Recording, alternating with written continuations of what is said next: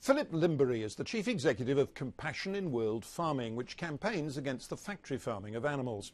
With the Sunday Times journalist Isabel Oakeshott, he's written a book. It's called Farmageddon, the true cost of cheap meat.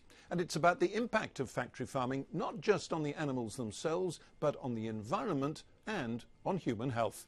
And as you can probably tell from the title, it's the work of a passionate crusader.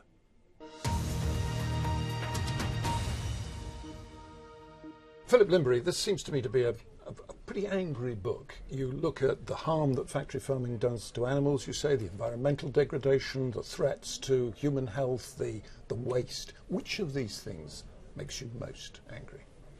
Well, personally, as a passionate bird watcher, it's the countryside, what we're doing to the countryside. And I think that looking at what is happening in this country, where once common farmland birds have declined over recent decades by up to 90%, we can see that the rollout of industrial agriculture in Britain has had a profound effect on our green and pleasant land. What we wanted to do through the book was to show that things could, if we let it, get so much worse. And you've done that partly by travelling the world. You've gone with Isabel Oakeshott, your co-author, and a camera crew, and you have interviewed and filmed farmers, local people and so on, all around the world.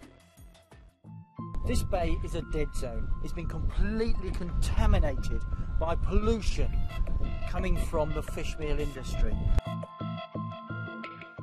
What we wanted to do was to show people what industrial agriculture, factory farming means, not just to the countryside, not just to the animals that are imprisoned in these institutions, but also what happens to people's health and to the neighbours of factory farms and the people that are implicated.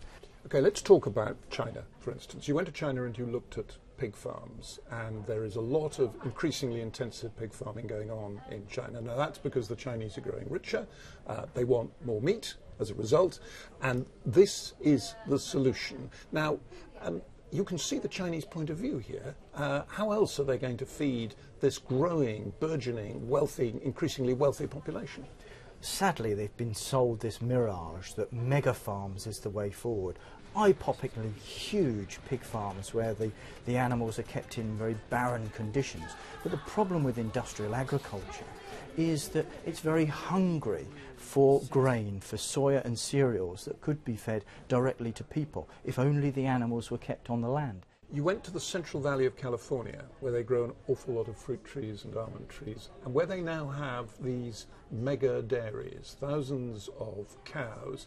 Apart from anything else, they have terrible trouble disposing of the waste, don't they? They do have terrible trouble, and it causes great pollution. When we went up above that landscape in a small aeroplane, what we saw was this mammoth patchwork quilt of crops was peppered with what looked like from the air vicious scars on the landscape.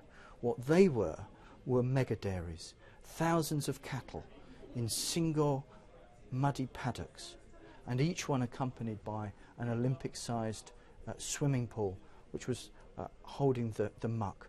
And it's worth reflecting that each one of those mega dairies was likely to be having the effluent equivalent to deal with of a small city. But the pressure is partly on land. I mean, organic farming is a wonderful idea, but if you're going to keep livestock organically, you have to give them space, and we don't have enough space, do we?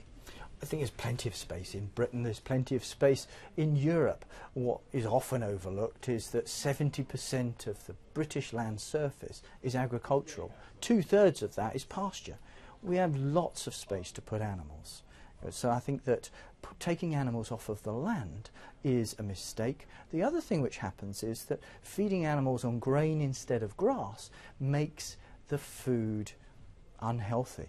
It increases the level of saturated fats. It decreases the levels of omega-3s and other health-giving benefits. So some people see factory farming as a necessary evil to feed the world, to feed people on poor incomes. Not just a necessary evil, but a positive good.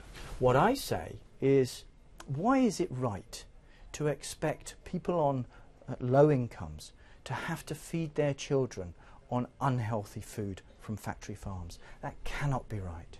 The other thing about organic farming is that it may produce better food, healthier food, but it's expensive. I mean, you make the point in the book yourself. Prince Charles runs an organic farm at Highgrove, his country house. It often doesn't make money. The trouble is, for 60 years in Europe and in the USA, policy regulation and subsidies, the whole regime has been lined up behind this push towards industrial agriculture. Thankfully in Britain our farmers are relative novices at it, but the impetus coming from the US is to get even more intensive, using seductive language like sustainable intensification, an oxymoron if ever there was one. What I believe is that this situation is now so serious, threatening the health of our food, threatening to decimate again our countryside, that government needs to intervene. It needs to get involved and make sure that policy and subsidies go behind the better way of producing food and farming, making it financially favourable to buy good food, to produce food in an animal-friendly, environment-friendly, healthy way, rather than, as it currently is, making it more attuned to intensive agriculture. Philip Lymbery, thank you very much indeed. Thank you.